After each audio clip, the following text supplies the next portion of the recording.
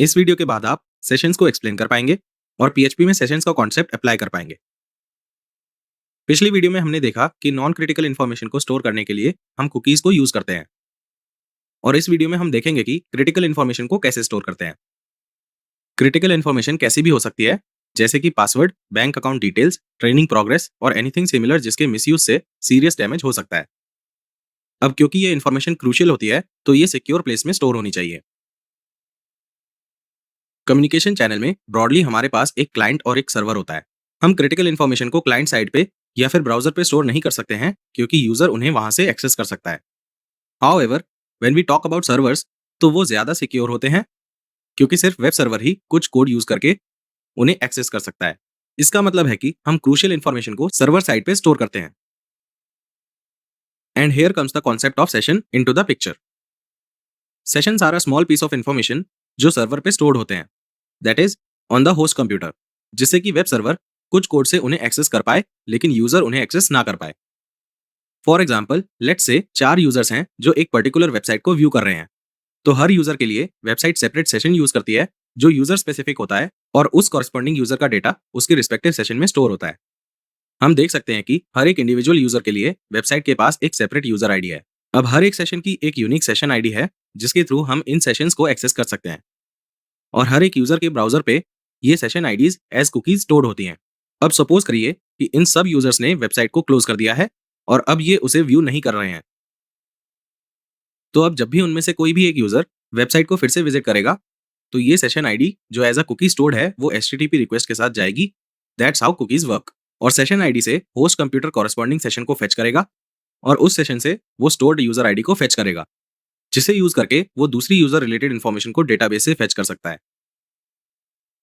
अब आप सोच रहे होंगे कि अगर सेशन आईडीज भी यूजर के ब्राउजर में स्टोर होती हैं, तो वो सिक्योर कैसे हुई, क्योंकि यूजर तो अभी भी कुकी में स्टोर्ड सेशन आईडी को एडिट करके किसी और को इंपर्सनेट कर सकता है।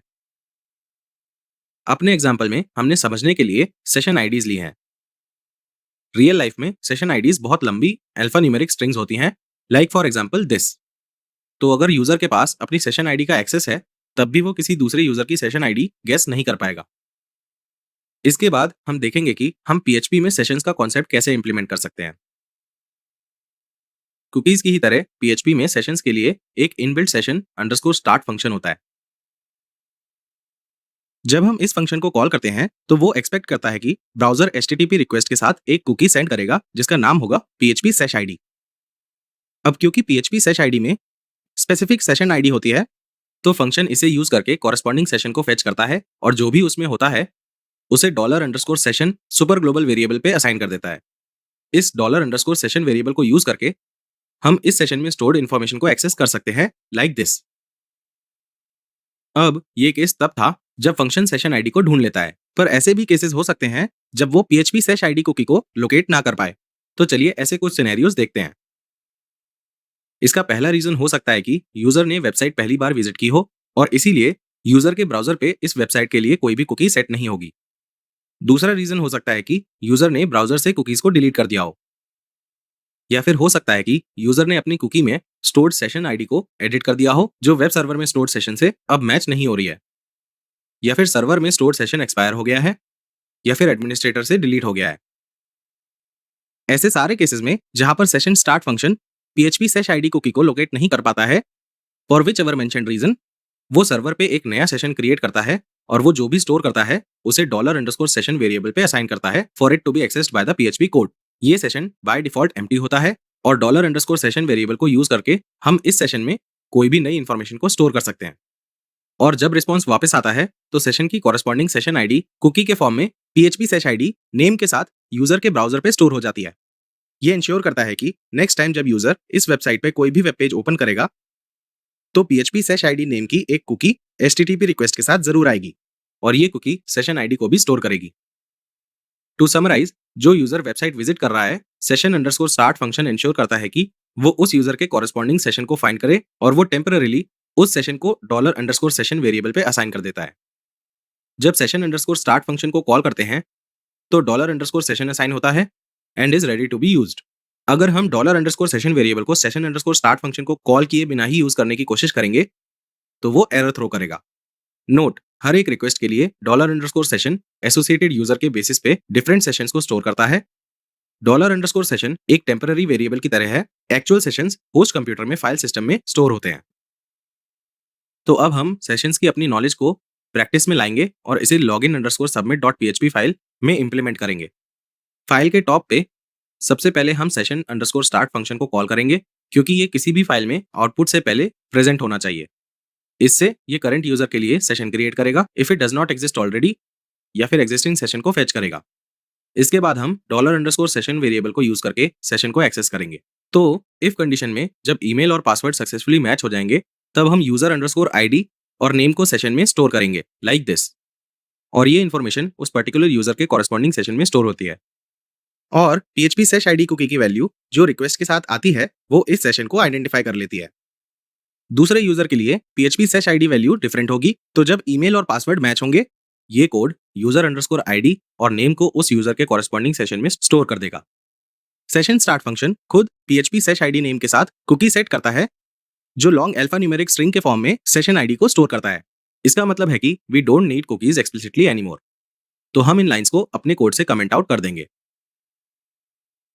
अब dashboard.php फाइल में हम session_start फंक्शन को कॉल करेंगे लाइक दिस। ये सेम उसी सेशन को फेच करेगा जो इस यूजर के लिए पहले क्रिएट किया गया था।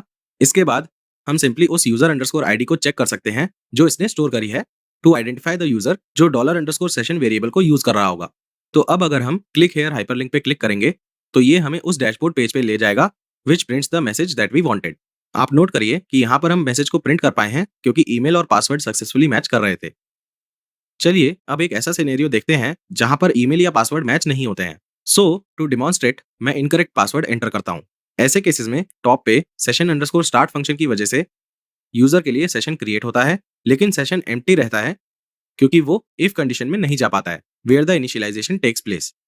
इसका मतलब है कि अगर यूजर के लिए सेशन क्रिएटेड है, तब भी ये जरूरी नहीं है कि यूजर लॉग्ड इन हो। हम एक यूजर को तब लॉग्ड इन कंसिडर करते हैं जब हम उसे अपने डेटाबेस से आइडेंटिफाई कर पाते हैं। जैसे हमारे केस में अगर सेशन में user_id सेट है और एक वैलिड वैल्यू है, तब हम यूजर को लॉग्ड इन कंसिडर करेंगे। क्या आप गेस कर सकते हैं कि अगर हम dashboard.php फाइल को ओपन करेंगे तो क्या होगा? वीडियो को पॉज करके सोचिए। आपने गेस कर लिया होगा कि ये एरर शो करेगा, क्योंकि हम user_id को $_ वेरिएबल के अंदर एक्सेस करने की कोशिश कर रहे हैं, which is not even set. ये इन्फर करता है कि किसी भी वैल्यू को सेशन के अंदर डायरेक्टली एक्सेस करना आइडियल नहीं है। And as a good practice, पहले हमें हमेशा ये देखना चाहिए कि $_ वेरिएबल में कोई वैल्यू सेट है या नहीं, और इसके लिए हमारे पास $_isSet फंक्शन होता है। ये फंक्शन इंश्योर करता है कि सेशन में user_id सेट है और वो नल के इक्वल नहीं है, और सिर्फ तभी ये नेम को प्रिंट करेगा। तो हमारी dashboard.php फाइल में हम इस फंक्शन को कैसे यूज कर सकते हैं? अगर यूजर लॉग्ड इन होगा तो ये फंक्शन वैल्यू को एज ट्रू रिटर्न करेगा। अदरवाइज अगर यूजर लॉग्ड आउट होगा तो ये वैल्यू को एज फॉल्स रिटर्न करेगा। And lastly we have a session_destroy function. इस फंक्शन की हेल्प से हम किसी भी सेशन के डेटा को डिलीट कर सकते हैं, और इस फंक्शन को हम यूजर को उसके अकाउंट से लॉग आउट करने के लिए यूज करते हैं। इस फंक्शन को यूज करने के लिए हम एक लॉगआउट PHP फाइल क्रिएट करेंगे और session_start और session_destroy फंक्शन को डिफाइन करेंगे। सेशन में हमने जो भी इंफॉर्मेशन स्टोर करी होती है, session_destroy फंक्शन उसे डिलीट कर देता है, इंक्लूडिंग द user_id। तो हम इस यूजर को आइडेंटिफाई नहीं कर सकते until the user logs in again। क्या आप बता सकते हैं कि हमने पहले session_start फंक्शन को और बाद में session_destroy फंक्शन को डिफाइन क्यों किया है?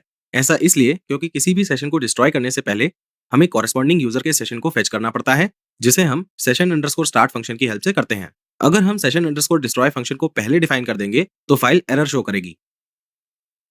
That was all about PHP in this module. ये मॉड्यूल और लास्ट के कुछ टॉपिक्स काफी क्रूशियल हैं, क्योंकि आप अपने फाइनल प्रोजेक्ट में सिमिलर पेजेस क्रिएट करेंगे।